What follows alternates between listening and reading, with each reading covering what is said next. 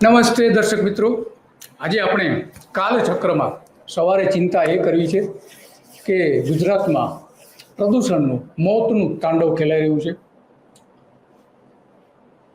જમીનનું પ્રદૂષણ, પાણીનું પ્રદૂષણ અને વાયુ પ્રદૂષણ બેફામ થઈ ગયું છે.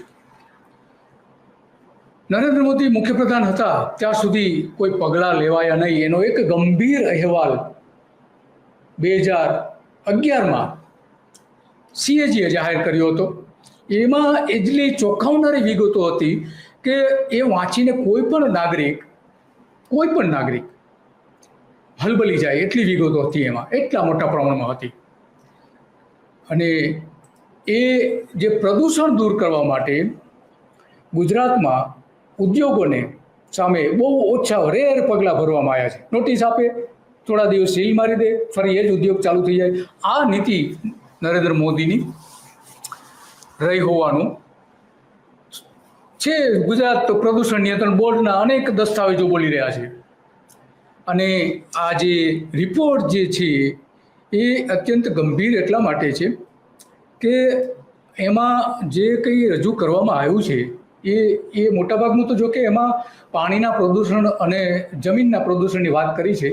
આ બધા જ એના ફિગરથી લઈને ગટરનું પાણી કઈ રીતે છોડવામાં આવે છે એના માટેના સરકારે પગલાં લીધા નથી લીધા, જે કામગીરી કરવી જોઈતી હતી એ બિલકુલ થઈ નથી. એના કારણે પાણીજન્ય રોગોમાં લોકો સપડાતા હતા, લાખો લોકો સપડાતા હતા, 4 લાખ લોકો, અને એમાં મોત પણ થતા હતા. સાબરમતી નદીની પ્રદૂષણ જે હતું એ અત્યંત ખતરનાક હતું.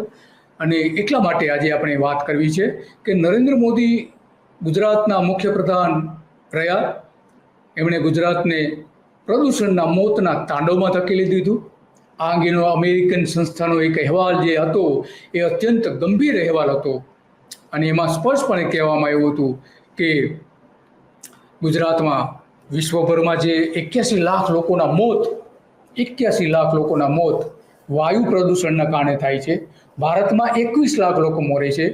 અને એના આધારે આપણે વસ્તીના આધારે જો આપણે નક્કી કરીએ તો ગુજરાતમાં 1.5 થી 2 લાખ લોકો વાયુ પ્રદૂષણથી જ માત્ર મૃત્યુ પામતા હતા. બીજા બાકીના પ્રદૂષણો ગણવામાં આવે તો 2 લાખ ઓછામાં ઓછા 2 લાખ લોકો મરી રહ્યા હતા.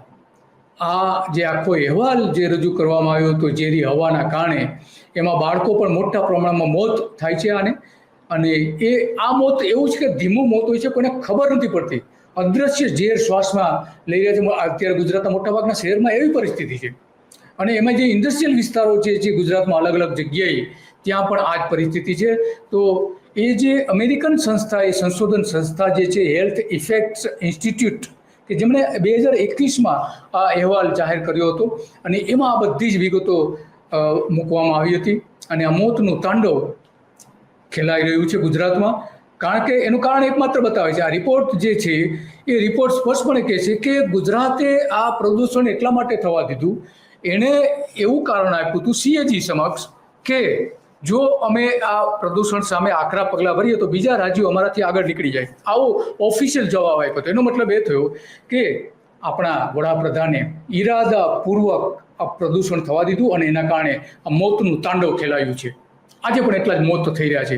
નરેન્દ્ર મોદીએ દિલ્હીની જે ચૂંટણી થઈ એમાં એક સાબરમતી નદીનું ઉદાહરણ આપ્યું હતું, પરંતુ આજે સાબરમતી નદી સૌથી પ્રદૂષિત નદી છે. ભારતની બીજા નંબરની પ્રદૂષિત નદી છે. અને હવે તો કેમિકલ નદી બની ગઈ છે. તો બીજી બાજુ એનું ગૌરવ લઈ રહ્યા હતા નરેન્દ્ર મોદી.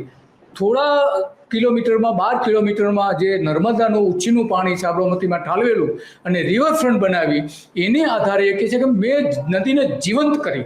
પરંતુ ત્યાર પછીના વાસણા બેરેજ પછીના 126 કિલોમીટર એક કેમિકલ નદી છે. એના કારણે લાખો લોકોને જીવનમાં અસર થઈ રહી છે. 126 ગામડાઓ અને આસપાસના બીજા ગામડાઓ પણ અસર થઈ. તો એમણે જે દિલ્હીમાં જે પ્રચાર કર્યો હતો ગંગા શુદ્ધિકરણથી લઈને જે પ્રોજેક્ટ રજૂ કરેલા હતા, જે દિલ્હીમાં અને એને સાબરમતીમાં કઈ રીતે શુદ્ધિ કરી એની વાત કરી, એ જે બધી વાતો કરી હતી નરેન્દ્ર મોદી દિલ્હીમાં, ત્યાં પણ અમલ નથી કર્યો. યમુનાને શુદ્ધ કરવા માટે હજુ સુધી એની અમલવારી નથી. ત્યાંની સરકાર બની ગઈ છે તો પણ તો આ નરેન્દ્ર મોદીએ શું કહ્યું હતું એ સમયે સાંભળી. तो मुझे गुजरात में लंबे अरसे तक मुख्यमंत्री के रूप में सेवा करने का अवसर मिला। साबरमती नदी की दुर्दशा देखकर मेरा मन बड़ा विचलित हो जाता था। जनता के आशीर्वाद मिले, मन ने ठान लिया, साबरमती नदी को पुनर्जीवित करने का सौभाग्य मिला। સાબરમતી નદીને પુનર્જીવિત કરવાનું મને સૌભાગ્ય મળ્યું. મેં મનમાં નક્કી કરી લીધું. આવી વાત દિલ્હીમાં એ કરી રહ્યા હતા, એટલા માટે કરી રહ્યા હતા કે મત મેળવવાના હતા દિલ્હીમાં, અને એમાં સફળ થયા એ. તો બીજી બાજુ વિરોધ પક્ષ અને કોંગ્રેસ પક્ષના નેતાએ સુરતમાં થોડા સમય પહેલા વાત કરી હતી, એ પણ સાંભળીએ કે ગુજરાતમાં કેવી પરિસ્થિતિ, એ પણ સાંભળીએ. એક પરફેક્ટ ઘરનું સપનું એને સાકાર કરશે કોણ? Shrinathji group of companies. 10 વર્ષ પહેલા Dakshesh Shah started his journey એક સિમ્પલ ડ્રીમથી. બધાનું ડ્રીમ હોમ બનાવવાનું સપનું, એ પણ અફોર્ડેબલ પ્રાઇસમાં. 2015થી હજારો ફેમિલીઝનું સપનું પૂરું કર્યું છે. તો તમે કેમ પાછળ રહી જાઓ? આજે જ મુલાકાત લો શ્રીનાથજી સામ્રાજ્ય અને સ્વસ્તિક પાર્કની, અને તમારા સપનાને એડ્રેસ આપો.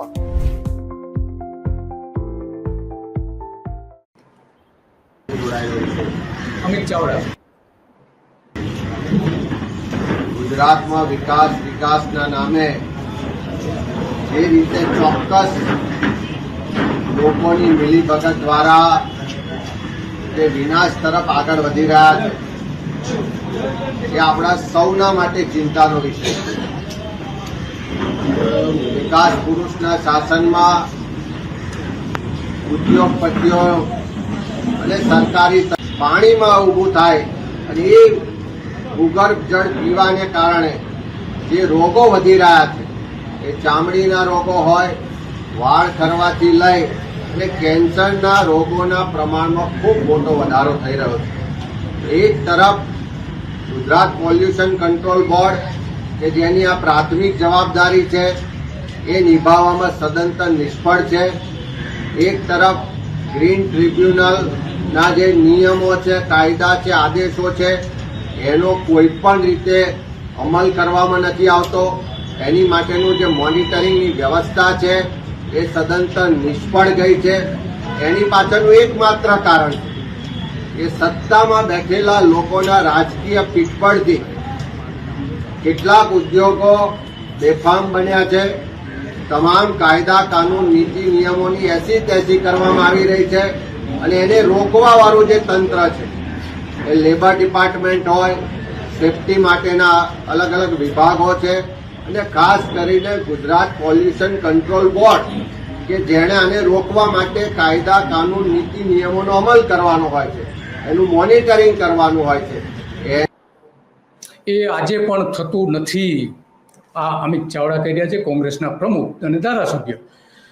જે આપણે જે વાત કરી રહ્યા છીએ, 31 માર્ચ 2011ના રોજ કંટ્રોલર એન્ડ ઓડિટર જનરલ કે જે ભારતીય લેખા અને લેખા પરીક્ષણ વિભાગનું જે ઓડિટ અહેવાલ હતો એની આપણે વાત કરી રહ્યા છીએ. 31 માર્ચ 2011ના રોજ પૂરા થતા વર્ષ માટે આ અહેવાલ તૈયાર કર્યો હતો. એમાં એટલી ગંભીર બધી બેદરકારીઓ બતાવી હતી સરકારની કે નરેન્દ્ર મોદી જ્યારે ગુજરાતના મુખ્યપ્રધાન હતા ત્યારે એના 10 વર્ષમાં શું થયું હતું, 11 વર્ષમાં શું થયું હતું, એ બધી જ વિગતો એમાં છે. અને એટલી કંપાવી નાખે એવી વિગતો છે. એમાં ખાસ કરીને 2 રાજ્યો વચ્ચે હરીફાઈ કરવા માટે સરકાર પોતે એની જળ નીતિ પણ બનાવતી નથી. ઔદ્યોગિક વિકાસ અર્થે નક્કી કરેલા ધોરણ હળવા કરવાની અનિચ્છનીય હરીફાઈ, આવું લખે છે, અનિચ્છનીય હરીફાઈ રાખવા માટે પોતાની અલગ જળ નીતિ, પાણી નીતિ પણ બનાવી નથી. કૃષિ નીતિ પણ આજ સુધી બનાવી નથી. તો આ નદીઓના જે સરોવર હતા અને એમાં નદીઓને સરોવર સંકલિત જળ સૃષ્ટિની તેમજ જળમાં રહેલા પ્રદૂષણના સ્તરની ઓળખ પણ મોદીએ કરી નથી. રાજ્યમાં 331 જેટલા વેટલેન્ડ, જેને કે ભીના વિસ્તારો આપણે કહીએ છીએ, એમાંથી માત્ર 7 જ વિસ્તારો ઊભા કરેલા જોખમો અંગે અભ્યાસ કરવામાં આવ્યો તો માત્ર 831 માંથી તો કોઈ અભ્યાસ જ ના કર્યો. રાજ્ય સરકાર દ્વારા સરોવરના જળમાં થયેલ પ્રદૂષણનું વિશ્લેષણ પણ કરવામાં આવતું નહોતું. આમ નરેન્દ્ર મોદીએ પાણીના પ્રદૂષણમાં ગુજરાતને ખતરનાક પરિસ્થિતિમાં લાવીને મૂકી દીધું. કારણ કે ઉદ્યોગોને સાચવવા હતા એટલા માટે 2009-2010 દરમિયાન પાણીજન્ય રોગોનું પ્રમાણ પણ એટલું જ મોટા પ્રમાણમાં વધ્યું હતું આના કારણે. અને એટલા માટે પાણી નિકાલના સ્થળો, જળ પ્રદૂષણના સ્તર અંગેનો અભ્યાસ કર્યા વગર રાષ્ટ્રીય સરિતા સંરક્ષણ યોજનાનો અમલ કરવામાં આવ્યો હતો. રાષ્ટ્રીય સરિતા યોજનાનો, અને એમાં માત્ર સાબરમતી નદીમાં જ અમલ કર્યો હતો. અને કરોડો રૂપિયા, અત્યારે લગભગ 100 કરોડ રૂપિયા 1995માં ફાળવવામાં આવ્યા હતા, વપરાયા. છતાં સાબરમતી નદી આજે એટલી જ પ્રદૂષિત છે, એનાથી ઉલટાની વધી ગઈ છે, જે હતી એના કરતાં પણ વધી ગઈ છે. તો ગુજરાતમાં જે 170 શહેરો જે 2011ના પ્રમાણે, એમાંથી 158 શહેરોમાં જે નગરપાલિકાઓ હતી એના ગટરના પાણીનું શુદ્ધિકરણની વ્યવસ્થા કોઈ પણ નથી. 4 મુખ્ય નદીનું શુદ્ધિકરણ યોજના બનાવવાની હતી, એમાંથી માત્ર સાબરમતી નદીને પસંદ કરવામાં આવી હતી. એને શુદ્ધ કરવાની યોજના માટે કરોડો રૂપિયા આજ સુધી ખર્ચાઈ ગયા છે, છતાં સાબરમતી નદી શુદ્ધ નથી થઈ. ગટરનું અશુદ્ધ પાણી, ઘરેલું કચરો, કતલખાનાનો બગાડ ઇત્યાદિ જે ઘણું બધું હતું. અને એના કારણે આ બધું જ પરિસ્થિતિ આપણે જોઈએ છીએ કે અમદાવાદ મ્યુનિસિપલ કોર્પોરેશન એ દૂર કરવામાં સફળ નથી થઈ. જીપીસીબી પણ એમાં સફળ નથી થયું. એટલે સાબરમતી સરિતા સંરક્ષણ યોજના બનાવી હતી, પરંતુ એના કોઈ હિસાબોના ઠેકાણા નહોતા. જે માળખાઓ કરોડો રૂપિયાના ખર્ચે જે યોજનાઓ જે બનાવી હતી એનું પ્રોપર નિરીક્ષણ થાય એ માટેની કોઈ જ વ્યવસ્થા નથી. તો આવું પરિસ્થિતિ લાવીને મૂકી દીધી હતી નરેન્દ્ર મોદીએ. અને એના કારણે આજે ગુજરાતમાં માત્ર વાયુ પ્રદૂષણમાં 1.5 લાખ લોકો મરતા હોવાનો એક અંદાજ મૂકી શકાય છે, જે અમેરિકન સંસ્થાએ કરેલા અભ્યાસ પ્રમાણે. ગુજરાત સરકાર કે ભારત સરકાર તો અભ્યાસ નહીં કરે, કોઈ સંજોગોમાં નહીં કરે કે કેટલા મોત થાય છે. તો આ જે સરોવરથી લઈને નદીઓથી લઈને જે પ્રદૂષણ કરવાનું કામ નરેન્દ્ર મોદીએ કર્યું છે, એના કારણે આજે ગુજરાતની જે પરિસ્થિતિ છે, ગુજરાતની પરિસ્થિતિ અત્યંત ખરાબ હાલતમાં આવીને ઊભી છે.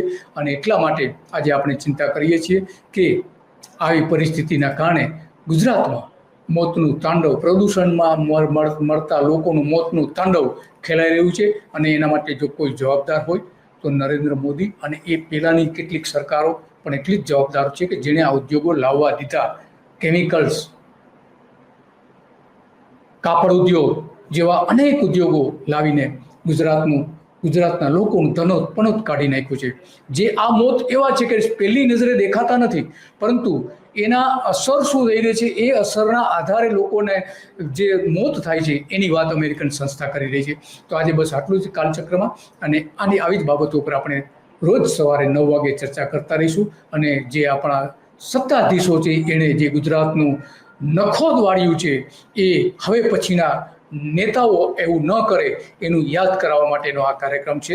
અને આપણે એક શુદ્ધ ગુજરાત જોઈએ છે, શુદ્ધ હવાવાળું ગુજરાત જોઈએ છે. આજે ગુજરાતની 51% વસ્તી એવી છે કે જે શહેરોમાં વસે છે, અને શહેરોમાં વાયુનું પ્રદૂષણ એટલા મોટા પ્રમાણમાં છે કે એની અત્યંત ઘાતક અસરો થઈ રહી છે.